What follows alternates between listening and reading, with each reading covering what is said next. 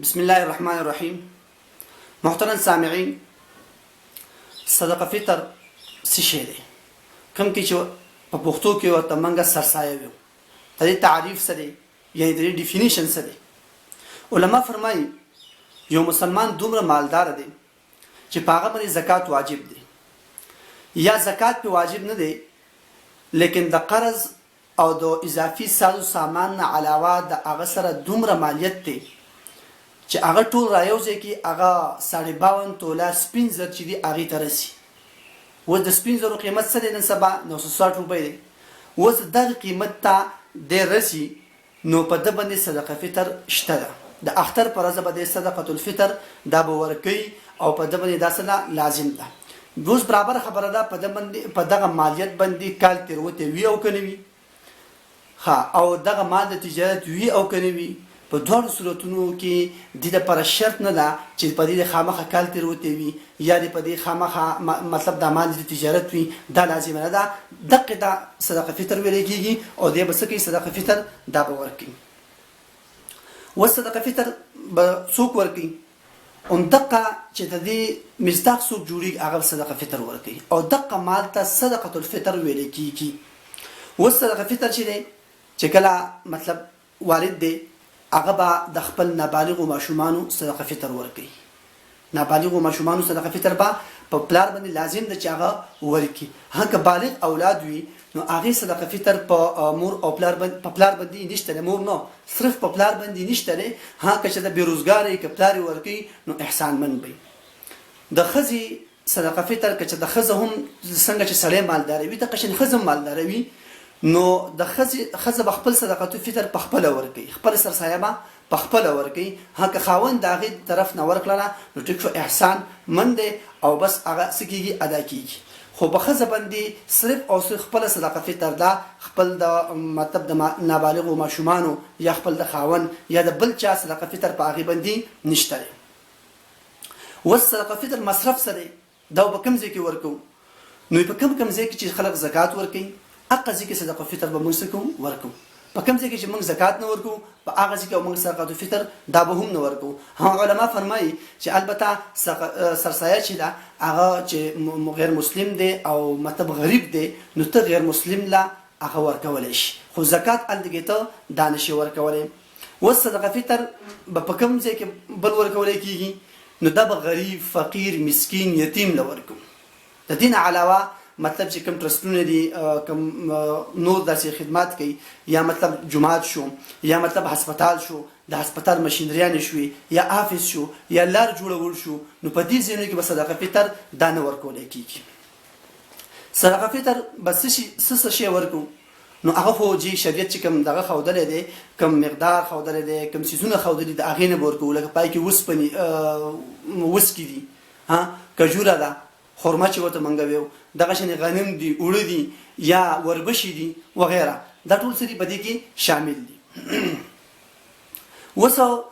د کجورو چې خپل مقدار شریعت خودلې دی هغه یو ساعه دی. ساعه لکه مطلب تقریبا 3 کیلو 3 کیلو وزن ساعه ویل کېږي زمون په دې اصطلاح کې. نو که یو سړی د خرما نه کجوري نه صدقه فطر ورکړي نو هغه به 3 کیلو دغه ورکي. اګه یو سړی مطلب د وسکونه ورکي نو هغه هم دغه 3 کیلو وسکی یا د هغه قیمت هغه بسکی ورکي. دغه شنجي غنم شو نو غنم علما فرمایي چې دا په کم 2 کیلو غنم با تقریبا ورکي یا به د هغه قیمت ورکي. که اوړي نو بیا به 2 کیلو اوړه ورکي یا به د هغه سکی قیمت ورکي. محترم سامعین، دا سيزونه ورکول هم خبره ده چې هم دا سيزونه عین ورکړي شي، خو که بل فرض ته دې قیمت ورکړي شي نو دا به ډیره زیاته خبري. ولی چې غریب چې هغه خپل ضرورت ته ګوري هغه پیسو باندې خپل چستی شي ضرورت ته هغه ضرورت په وخت وسکه غنم یو سړی ورکی یا جوار ورکی او یا مطلب دغه وربشي ورکی نو ټیک ته خبره ده. خو دې کې فائدہ څه ده؟ هغه غریب ته به دومره نشته چې نقد ورکړي شي نو چې څه ضرورت دی هغه به غریب واخلي. د د دین علاوه چې ما تاسو ته جوار یاد کړو یا ما تاسو شول یاد کړی نو چې دا غي مطلب دا دی چې علما فرمایي چې تدې سيزونه علاوه کوم چې په حدیث کې راغلي دي کې بل فرض یو سره نور سيزونه ورکینو عمر کولای شي خو دا غي قیمت په د غنمو د قیمت په مقدار ورکي اوس مطلب یو سره روجي ورکي یا جوار ورکي یا یو بل شي ورکي نو هغه به چې تقریبا په کم 2 کیلو دا به دې سکی ورکي بل محترم سامعين بل اهم خبر ده چې شي ضرورت ما خو تاسو مخ کې عرض وکړ سره اقا ورکی زیاتر پیسې ضرورت سره نقد ورکی چې غریب په خپل ماشومان له خامخه کپړې واخلي بازار به واخلي بل داسې ضرورت چیزونه دي هغه په واخلي دا به زیات سي بهتره خبره بل جی خبره ده چې عام طور دغه قیمت سوري د اورو یا د غنمو نو بازار کې هغه به بازار ته کتل کېږي چې آیا د وسکو یا د کجوري د خرما څه قیمت ته هغه به د هر کال تعین په هغه وخت کې کېږي نن سبا چې علماء چې کوم حساب لګول نو هغه چې کوم نارمل وړدي نو د هغه قیمت 100 روپۍ لګولای دي اوس که بل فرض هغه لپاسه غل ډبل سوپر شي یا هغه فاین شي نو بیا د هغه 115 120 لګولای دي نو په احتیاطي تور چې څومره خشي هغه فائدہ چې غریب ته بس اقا ورکړي شي وس غریب ته فائدہ په مطلب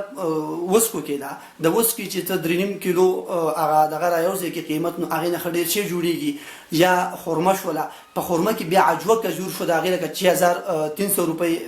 راځي نو فائدہ خو په دې 6300 روپۍ کې دا چې تا د ثواب ډیر ملو شي او د غریب به پیسو شي خامخا کار روان شي نو داسې نه چې عام سړی دی غریب دی مطلب دومره هغه سره مالیت تشریف صدقه په واجب شوی دا هغه هم 100 روپۍ ورکوي هغه 115 120 روپۍ ورکوي او چې کوم د ډیر د مال او د جایداد خاوند دی او د چا سره ډیر زیات مال لري هغه هم 100 ورکوي نو دې کې څه فرق شو په کار ټیک صدقه فطر ادا شو دا نه ویو چې صدقه فطر ادا نشوله هغه ادا شوله خو د غریب فائدہ په څه شي کېده غریب فائدہ پکې دا چې کوم مالدار دی زیات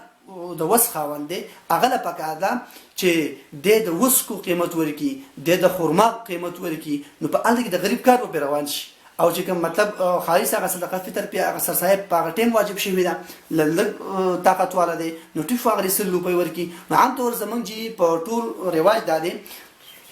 چې که یو سړي سره ډیر مال لري هغه هم 100 روپۍ ورکوي او که یو سړي سره لږ دی جو هغه هم 100 روپۍ ورکوي نو په دې کې محترم سامعين ډیر زیات خیال ساتل پکار دي چې څومره د غریب په کفایت هغه فائدہ شي دا ورته ورسي بل چې صدقه فطر یو سړی ورکوي یو سړي د طرف نه ورکول یا اغسل دې کې مطلب شرط ده چې دې کې اجازه شي علما فرمایي چې اجازه پکې لازمي دي زما طرف نه یو سړی صدقه فطر ورکوي سرسایه ورکوي نو زما نه به اجازه واخلي وربکی ها یا زه چا طرف نه ورکوم نو مال لازمي ده چې زه هغه تاسو کوم چې آیا ستاسو طرف نه ما سرسایه سکړه ورکړه حال بته ک خاوند د خزي طرف نه سرسایه ورکی نو په هغه کې اجازه اغوستو ته ضرورت نشته